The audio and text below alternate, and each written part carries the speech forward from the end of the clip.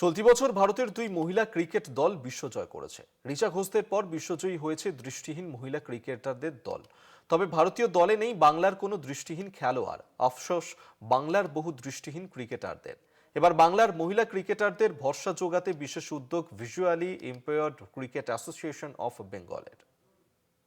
শনিবার সকালবেলা এই মুহূর্তে আমরা দাঁড়িয়ে আছি ময়দান চত্বরে। আর ময়দান চত্বরের যে চিত্র আমরা দেখতে পাচ্ছি, অর্থাৎ ময়দান, এই মাঠ জুড়ে যারা ক্রিকেট খেলছেন তারা প্রত্যেকজন দৃষ্টিহীন মেয়েরা।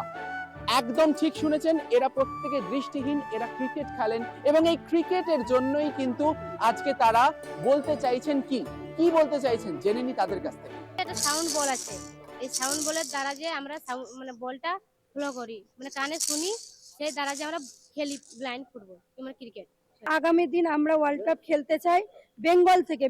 বেঙ্গলের মেয়েরা যাতে ওয়ার্ল্ড কাপ খেলতে পারে, আমরাও যাতে একদিন সেই জায়গাটা অ্যাচিভ করতে পারি, তার জন্য আজকে আমাদের এই অ্যারেঞ্জমেন্ট।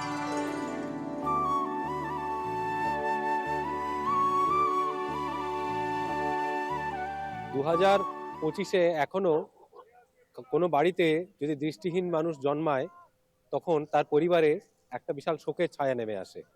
আর দৃষ্টিহীন মেয়েরা বর্তমান সমাজে কিভাবে তাদেরকে দেখা হয় সেটা আমরা সবাই জানি।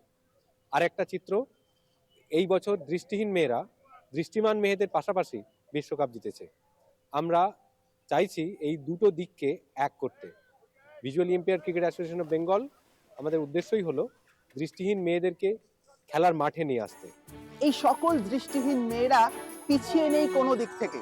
তাদের আক্ষেপ, বাংলার থেকে কবে মেয়েরা রিপ্রেজেন্ট করবে এই ইন্ডিয়া টিমকে, অর্থাৎ ক্রিকেটে এবং সমস্ত মাধ্যমেই বাংলার মেয়েরা, দৃষ্টিহীন মেয়েরা যাতে এগিয়ে থাকে, তারই আবেদন জানাচ্ছে ভিআইসিএবি। রমিত বন্দ্যোপাধ্যায়ের রিপোর্ট, কলকাতা টিভি।